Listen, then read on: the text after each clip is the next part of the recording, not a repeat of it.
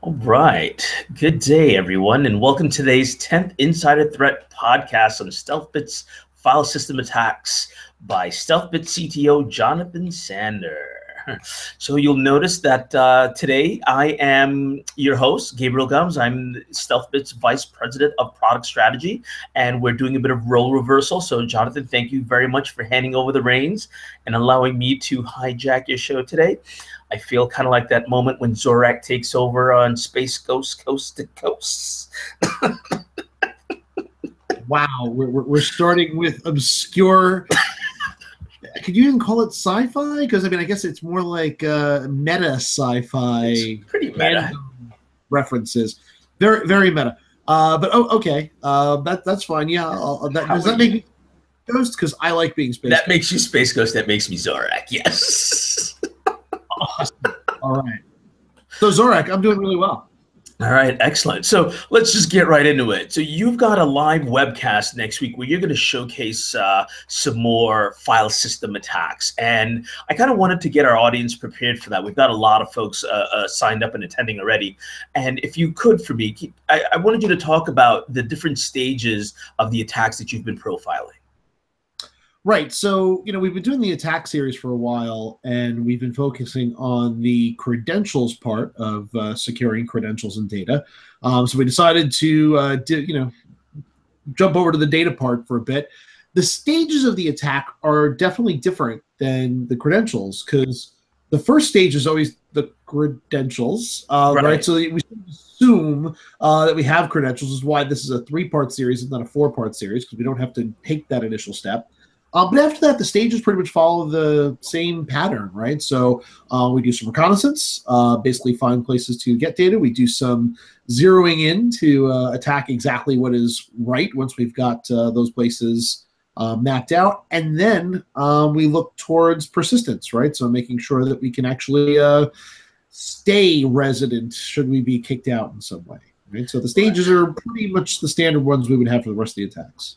And that makes sense. I mean, I'd expect that, in my early career as a penetration tester, before a pen testing methodology had really been solidified, we were kind of feeling our way through it. A lot of those stages are pretty much the same, but, now we see attackers taking that exact same view of auditing a system, only not with the right permissions, if you would.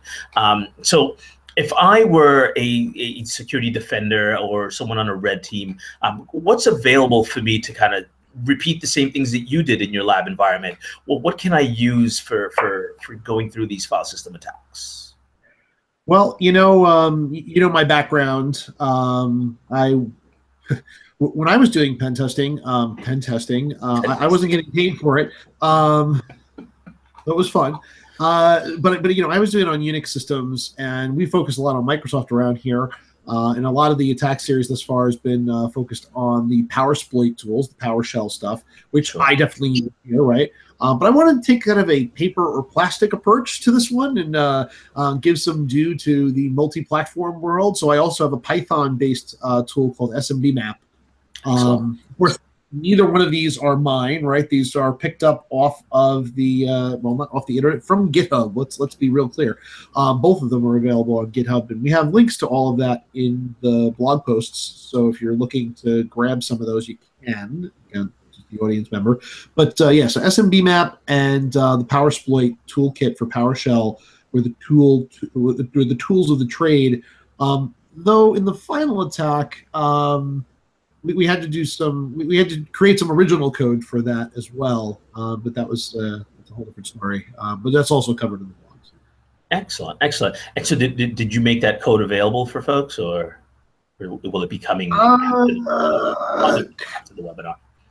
Let's just say that we are not encouraging people to do what we did in that final blog, though the really dedicated Googler might be able to find that code somewhere if they tried. Is that vague enough for you? Duly noted. No, for sure. I dig it. So we've gotten a lot of really good feedback on these attack series in general, and folks have been following following along at home and also attempting these things in their own environment and coming up with some pretty interesting results of their own. And so, I'd also like to pose that question to you as well. What was the most surprising thing that you found while researching and profiling these attacks? Yeah, I mean, it actually was definitely that third attack, right? When you think about persistence, right? The file system version of persistence is kind of weird, right? Because persistence usually is defined as keeping your credential, right? Like that's the whole kind of point, right? Is keeping.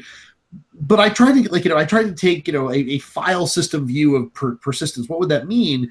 And it basically meant storing data in an unusual place. Now, when you look at how you typically approach that, right? The Microsoft platform, you use alternate data streams, right? Right. So, yes, for sure. Packing in alternate data. So that's boring. So I didn't do that. I found a different way to do it out there, which was really cool.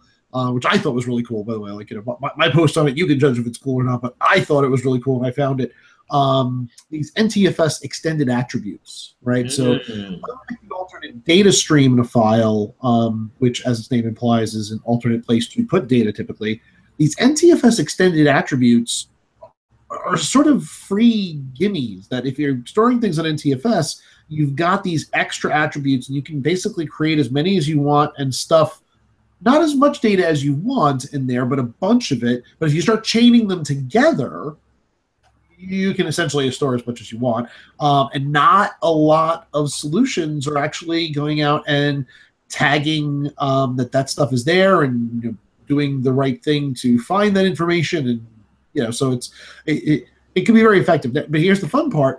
When I was looking to do that, there was no code out there to exploit that, meaning there was code to read from extended attributes available in PowerShell specifically, but there was no code to write to it. So we actually had to, we being myself and this guy Adam Driscoll, who was another Stelpitz employee, PowerShell MVP, he helped me out to use the PS Reflect module to bring up some NTDLL stuff to be able to actually write attributes. And put some bad things, and that was definitely the most interesting part. I'll tell you. So there was an attack profiled earlier this year at Black Hat that sounds a lot like what you guys have been exploring, right? Which is basically attribute abuse. And you're right, you can hide pretty much anything in there. So are you telling me that I could, for example, base 64 encode a bunch of other malicious information and just store it sequentially across different attributes? Because that could get out of control pretty fast. Yeah, and it's actually not. I forget the exact number. You'd have to look at the blog post if you want to know. I forget the exact number, but it's not a number to sneeze at that you can store in there. It's it's in the multi-byte territory. So you can actually get a fair amount of data in there. If you talk about base 64 encoding, I can put anything I want in there. I can put binary information there. I can. Good. Yeah, and then recompile it after the fact. I got to tell you, that's a pretty gnarly attack to keep an eye out for. I'm certainly going to be auditing some environments of my own for that kind of thing. So wow, pretty neat. Well, yeah, I was gonna say, so I mean, we do make the code to do the reading part available. Well, to be fair, actually, the person who made the code available. We have a link to it. And so you can do that, and I was very happy to see that in my lab there was nothing there, because when I ran it, I didn't know what I was going to find, because it's not something a lot of people are checking for. Very cool, very cool. You've got my inner hacker going wild now, because I can think of something really fun that we could profile with this, but we'll save that for maybe another podcast, maybe another web series. The alternate access tester inside me will seek that for now. Well, I guess on that note, we probably should go ahead and get wrapped up here. So tell the audience again, when and where can they catch this series online? I assume they could just visit the Stealth Bits webpage, and there's probably some links there. Yeah. Yeah, just go to stealthbits.com, go to the blog link, and it should be well, no, actually, we post a lot of stuff on that blog. So you might have to scroll a little bit, but it should be relatively recently that you'll find the third post. I believe that goes up yesterday. And then the webinar is next Tuesday, though I don't recall the time off the top of my head. So there you go. No worries. All right, excellent. Well, thanks again. I appreciate you letting me sit in the seat, Mr. Ghost, and Zorak out. All right.